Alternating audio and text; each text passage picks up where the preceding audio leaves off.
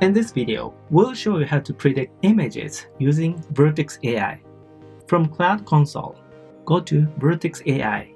Enable Vertex AI API. Click Create Dataset. Select Cloud Storage and specify the file path. The file includes the list of over 3,000 flowers with their names. Click Train New Model. Specify AutoML in the budget of 8 maximum load hours. Start training. Wait for about an hour. Click Models. Select the trained model.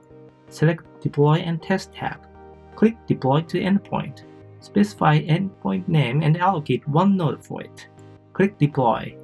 Now open the blank presentation. Draw a flower and create its screenshot image. Upload the image. The image was predicted as sunflower with the confidence of 0.526. That's it. To learn more about Vertex AI, look at the links in the video description.